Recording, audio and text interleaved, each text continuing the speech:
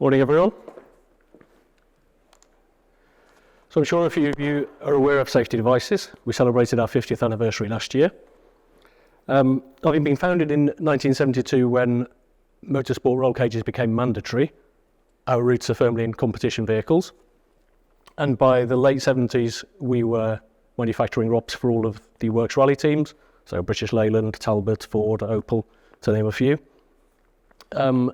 By the 80s, we'd moved into off-road vehicles, supporting Land Rover with the Camel Trophy in competitive events that I think it's fair to say just wouldn't be allowed these days. And then by the mid-90s, we were manufacturing our first military ROPs for the British Army. I think arguably pioneering robot welders in rural Suffolk at that point. We're still active in all of those areas, as well as automotive and commercial fleet. The automotive work tends to be quite specialist and relatively low volume, from 1 to a few hundred. As an example, we recently manufactured 300 sidecar chassis for Harley Davidson. A lot of our ROPs are used commercially by oil and gas and mining companies. And in lots of those areas, the driving standards and the roads can be quite poor, so rollovers tend to happen more frequently. We like to think we're still at the sharp end of the technology as well. We've recently developed ROPs for an Algerian-built Mercedes G-Wagon. That involved our team travelling out and laser scanning the vehicle in-country because the build spec varies from European production. And just to touch on some of the high tolerance work we do, I mentioned Harley Davidson a few moments ago. One of the components in that assembly was the swing arm itself. We work really hard on refining weld sequences. So by refining it on that item, we managed to eliminate the need for post-weld machining for the spindle to pass through, which is really quite unusual.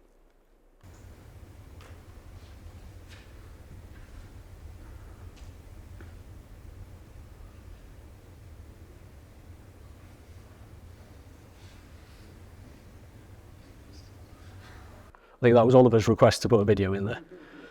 This is a Belgian driver, so I can only assume he was racing home to see the snooker final. It's easy to forget just how violent rollover events can be, as we've just seen there. There's a lot of energy in a moving vehicle. Thankfully, both driver and navigator walked away there. So getting into the detail of this presentation, we're focusing on ROPs for large vehicles. As you'll see on the screen, there are lots of constraints that we have to deal with, and I'll pick up on the first one there, which is material availability. So ROPs for large vehicles, the projects often tend to be fast turnaround but quite low volume, which presents the challenge. We have thousands of meters of the correct size and grade tube on our shelves for motorsport products, but given the vast range of sizes for the heavier vehicles, it would be at best difficult and certainly economically unviable to have all that stuff in stock. So where we have to turn projects around quickly, we have to work with material that is on the shelf at a stockholder at that moment. There wouldn't be sufficient time or volume to draw a mill run. For one specific project, a UK Urgent Operational Requirements, or UOR, we quickly identified material that we believed to be a suitable size and grade, and that was flown over in a C-130 to shorten the timescale. We then progressed the design through to a finished solution whilst that material was already on the ground. We also have modular construction mentioned there. That's much more prevalent these days on military vehicles. You'll have a common base structure, but then a number of different variants or sort of modules that bolt onto the back for different units to use. We also have lots of variants within a platform. So there's a UK vehicle, 600 of them in the fleet, and of those 600 there are 60 different fit outs. So having a common solution can be quite challenging. As in most specialisms, we have lots of regulations that we need to consider depending on the application.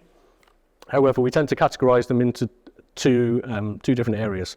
So high mass, low speed.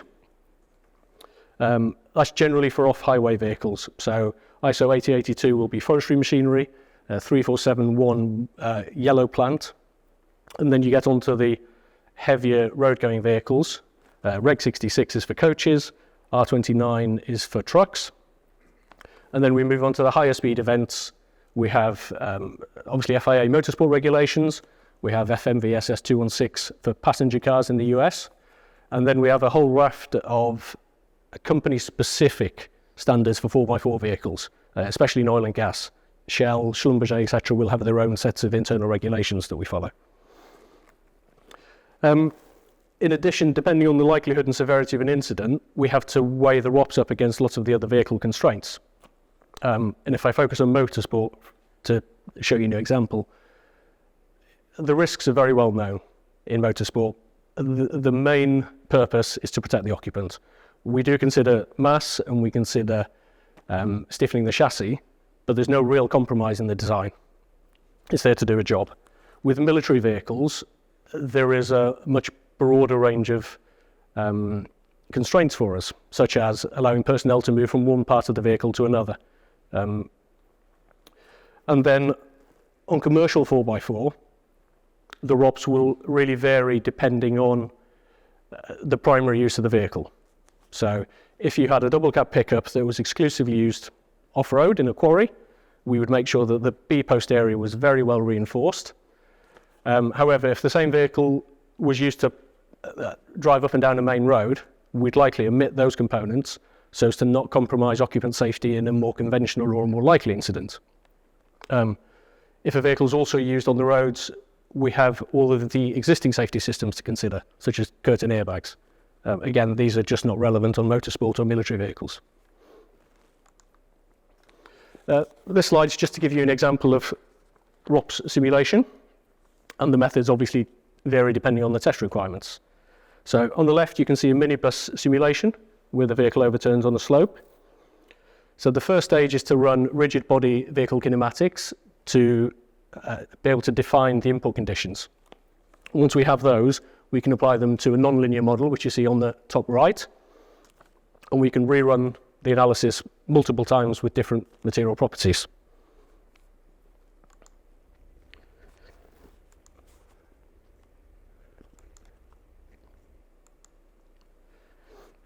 Having confidence in the accuracy of the simulation is fundamental. Otherwise, our design process would take a lot longer to incorporate physical trials.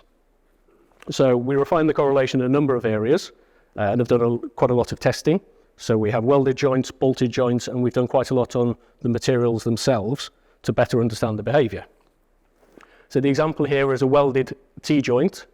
And although it might not seem obvious, we tend to ignore the first 5 millimeters of displacement because that gets taken up by the test rig boundary conditions. But you can see after that, the correlation is excellent, which is exactly what we look for. In one instance, we also designed ROPS using the mill certificate properties rather than the grade. And the reason I mention that is because when you're working to a standard, you want to make sure you're comfortable, so you tend to exceed the specification. When it comes to steel tube, it's not unusual to see gains of 20 or 30% from the published mechanical properties, so we can get quite some advantages there.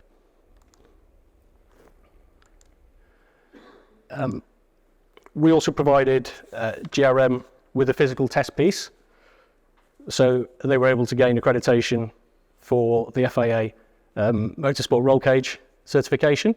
And I'll repeat the phrase, the only firm in the UK that have the ability to do that. And in this case, the objective was for the analysis to accurately reflect the physical test. And it's a blind test, so the analysis has to be submitted, I think, 3 weeks ahead of the physical test taking place. And obviously there's a margin that GRM had to be within, and as you'd expect, they were successful. Although I'm unable to refer to the project here, GRM have also run analysis to FMVSS 216 for us on a vehicle that was later physically tested at Millbrook. And we applied the test to 2 corners. On the first corner, we were pretty good and pleased with the results. On the second corner, the analysis and the physical tests matched exactly at 16 millimeters of displacement, which I think is pretty impressive. Now, I'm about to hand over to Maddie to talk through the specifics of the process here, but to give you a little bit of a background, the vehicle we're referring to is a large military vehicle with a mass of around 12 tons, and the requirement was to meet Reg 66, which is a side rollover from 800 millimeters. And the important thing about this test is it's intrusion-based rather than load-based. So that, for us, gives us a good opportunity to absorb the energy, to minimise potential injury to the occupants, whilst still preserving that occupant space. Everybody, over to you. Thank you very much.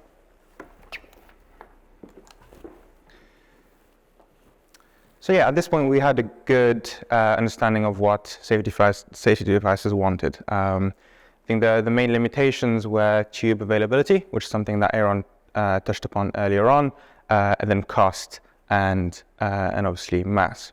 We also wanted to be able to test out different designs very easily, which would save safety devices to come to us every time they wanted a different design.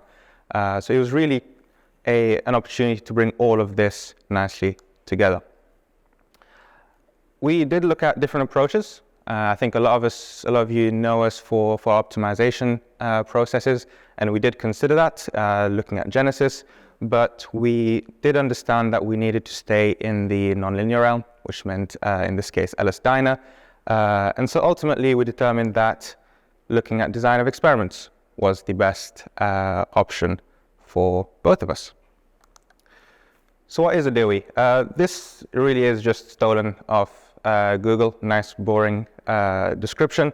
Systematic, efficient method that enables engineers to study the relationship between multiple input variables, and that is really what is the main advantage here, and key output variables. So to begin with, input variables, we could have any number of input variables. In this case, we try to limit them a little bit, because obviously the more variables you have, the more simulations we need to run, and the more time it takes. But we still managed to put in quite a few. In this case, it's more about the tube availability, so size, thickness. The other side of it is the output response. So to be able to understand exactly what we want and what performance metric we want to look at. And as Aeron was mentioning earlier, it all has to do with intrusion within the cabin. The third aspect of a DOE really is quite important and usually ignored is the validation side. So to be able to know that your results and your prediction coming out of DOE is valid, and to have really good confidence in them, and we'll go through that in a moment. So before going through the detail and all the exciting side of it, just an overview of the steps we've taken. So the first step really is the initial condition, and this was purely for time efficiency. The common motion of the tipping event before hitting the ground is common to every simulation, regardless of the size of the tube. So we initially ran this, get the inertial effect, get the velocities, and input that into a baseline analysis. Before running the DOE, we do run a baseline analysis first, make sure the simulation is valid, make sure it's stable enough to automatically run tens or hundreds of times automatically, and also investigate key performance metric. Exactly what are we tracking as an output response. First step is the exciting one. Set it off, leave it for a couple of weeks, maybe a couple of days, let the DOE do its thing, and to get the results. Now, this one was all done in Iliad, and it brought us key advantages, which we'll go through in just a second. Last step is the output, getting an output response, being able to interpolate between input variables without actually having to run the simulation and getting a separation or a cabin intrusion value. We managed also to extract information from it to actually give safety devices a calculator that they can use in-house without having to come back and rerun simulations again and again and again. So baseline analysis, as I was saying, the tipping motion you can see there, all to do with R66. We get the motion right, we get the inertial effects, the rotational velocities at point of landing, and use those directly as input variables into the landing event. And this landing event is what will be run over and over and over again. So you can see there the ROPS assembly bending and kind of intrusion into the cabin. Obviously, the first step is making sure that it's correct, that the energy is balanced, that nothing is out of place, contacts are working, really that the quality is there. Second thing is to determine key performance metric. So as Aeron was saying, cabin intrusion is really important. So you can see there the main thing to take out of this is a separation between those pink, rigid little heads and the ground. And that's something we can track and bring into the DOE. Next step is actually setting it up. So the first thing are the input variables. And for this, we separated the ROPS assembly into different groups. Those groups are the tubes that you would realistically made out of the same size, the same thickness for ease of manufacture and other limitations. So, for example, you have the first one, which is the main hoop in blue. We have the cross brace, which you would realistically make of the same size in red, and the rear brace in green. And these were the main three groups. Now, each of these can have different sizes. Each of these can have different thicknesses, and all of those combinations will result in different performances. I think overall, it ended up being about 43 simulations to get a nice, fine output response, which we can confidently interpolate between and get good results for. So validation, I touched upon this earlier on, and I think this is almost the key step, making sure that your prediction moving forward has confidence in them and the correlation is strong. So one thing that Iliad gives us out of DOE is a comparison between the actual performances on the x-axis. So you see all of these little dots are the output response for each run simulation. And it compares that to a predicted response, which it generates through a line of best fit.